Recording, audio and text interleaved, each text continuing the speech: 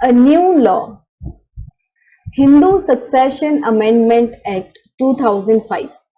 सो अभी तक हमने रूरल एडमिनिस्ट्रेशन के बारे में पढ़ा। हमने देखा कि किस तरह मोहन और रघु के बीच में एक डिस्प्यूट हो जाता है एंड फिर मोहन जो है वो अपनी कंप्लेंट लेके पुलिस स्टेशन के पास जाता है। फिर हम देखते हैं वहां पे क्या क्या होता है। मोहन की कंप्लेंट लिखवाई जाती है एंड उसके बाद हमने पटवारी के बारे में जाना, तहसीलदार के काम के बारे में जाना कि किस तरह लैंड के रिकॉर्ड्स बनाए जाते हैं और उनको मेंटेन करके रखा जाता है और जब भी जरूरत पड़ती है तो फिर उसकी एक कॉपी जो है वो फार्मर को अवेलेबल कराई जाती है। सो अभी तक हमने ये सब देखा। तो अब हम एक न्यू लॉ के बारे में जानेंगे और उस लॉ का नाम क्या है? Hindu succession amendment act 2005। सो यहाँ पे एक बार नाम पे देखो कि उसमें क्या चीज बताई गई है। अमेंडमेंट का मतलब होता है कि इसमें चेंजेस लाए गए हैं, संशोधन किया गया है, ठीक है। और जब ईयर लिखा होता है तो मतलब होता है कि उस साल में वो काम हुआ है। तो यहाँ पे अमेंडमेंट एक्ट आया है तो इसका मतलब ये जो एक्ट है वो 2005 में लाया गया था, ये जो अमेंडमेंट की थी, ठीक है। और अगर ये अमेंडमेंट वगैरह नहीं लिखा होता है या फिर जो भी साल लिखा होता है उसका मतलब उस साल में उस एक्ट को लाया गया था, ठीक है। सो जब भी हम फार्मर्स के बारे में सोचते हैं तो सबसे पहली चीज क्या आती है दिमाग में? मैन आते हैं, राइट। तो हमारे दिमाग में क्या आता है कि मैन जो है वही लैंड को ओन करते हैं। कि अगर हम फार्मर्स के दिमाग में सोचें कि कौन से फार्मर्स जो है वो लैंड को ओन करते होंगे, जिनके पास लैंड होगी, तो हमारे दिमाग में क्या आता है? मैन आते हैं, आदमी आते हैं। विमेन्स को हम ऐसे देखते हैं कि जैसे वो लोग जो है वो फील्ड्स पे काम करती हैं, बट वो लोग जो है वो एग्रीकल्चरल लैंड को ओन नहीं कर सकती, ठीक है, उनकी मालिक नहीं हो सकती वो। तो ऐसा इस सोसाइटी में एक तरह से परसेप्शन बना हुआ है। Till recently in some states Hindu women did not get a share in the families agricultural land. वैसे तो अभी इसमें टिल रिसेंटली लिखा है बट ये 2005 से भी पहले की बात है, तो अभी काफी टाइम हो चुका है। तो क्या होता था कि कुछ स्टेट्स में क्या होता था कि हिंदू फैमिलीज में जो वुमेन होती थी उनको फैमिली के एग्रीकल्चरल लैंड में से हिस्सा नहीं मिलता था, ठीक है।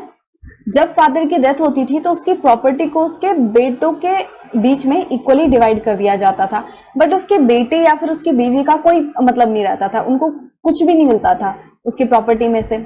सो यहाँ पे काइंड ऑफ पोएम दी हुई है, अ डॉटर्स विश। सो यहाँ पे एक डॉटर की विश दिखाई हुई है कि एक बेटी क्या चाहती है, ठीक है। Father inherited our house from his father.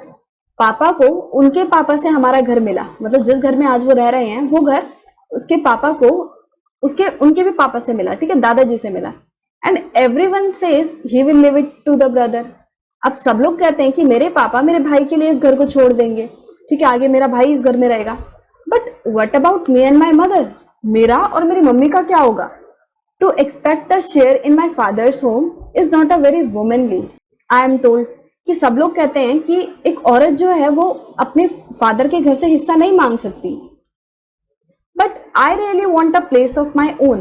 पर मुझे अपना खुद का एक जगह चाहिए, घर चाहिए, not dowry of silk and gold. मुझे ये दहेज नहीं चाहिए सिल्क और गोल्ड का, ठीक है, मुझे खुद का एक रहने के लिए जगह चाहिए।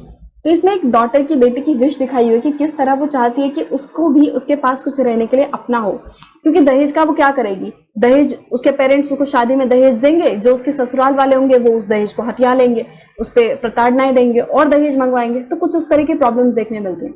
बट अगर उसके पास खुद का घर होगा रहने के लिए तो वो सुकून से रह सकती है।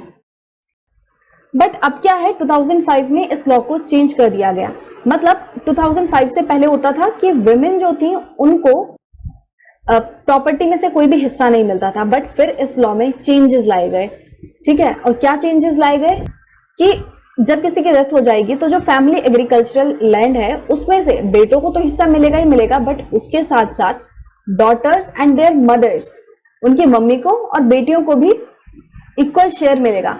मान लो यहाँ पे कोई पर्सन है एंड उसके मान लो 2 बेटे हैं और एक बेटी है एंड उसकी वाइफ है, ठीक है। तो जब इस इंसान की डेथ होगी तो मान लो इसके पास 4 हेक्टेयर लैंड थी, तो उस 4 हेक्टेयर लैंड को इक्वली इन सब में बांट दिया जाएगा। 1 हेक्टेयर उसके एक सन को मिलेगी, 1 हेक्टेयर इसको और 1 हेक्टेयर डॉटर को भी मिलेगी और वाइफ को भी मिलेगी, ठीक है। तो इन सभी में उस इंसान के बेटों में, बेटियों में और उसकी वाइफ में, इन सब में इक्वली उसकी जमीन जो है वो बट जाएगी। और अब जो न्यू लॉ है ये सभी स्टेट्स एंड यूनियन टेरिटरीज में अप्लाई होता है। अब इस लॉ की वजह से बहुत सारे विमेन्स को जो है वो फायदा होगा। जैसे कि सुधा की स्टोरी का एग्जाम्पल ले लो। सुधा जो है वो अपने घर की सबसे बड़ी बेटी थी और उसके पास के गांव में शादी हो गई थी। तो कभी कभी क्या होता था कि उसके जब फादर की डेथ हो गई तो उसके बाद सुधा जो है अपने घर आया करती थी और अपनी मम्मी के साथ खेती बाड़ी में हाथ बटाती थी। तो फिर उसकी मम्मी ने क्या किया, पटवारी को बोला कि वो जो लैंड है उनके पास वो उनके बच्चों में बांट दे और उनके बच्चों के साथ साथ उसका भी नाम उसमें लिख दे। Her mother has asked the Patwari to transfer the land and enter her name along with the names of all the children in his record, कि जो जमीन है वो सभी बच्चों में बटेगी और उसके साथ साथ उसका नाम भी उसमें जोड़ दिया जाए। ठीक है, मतलब सभी लोगों में, उसके बच्चों में और उसमें उस लैंड को बांटा जाएगा।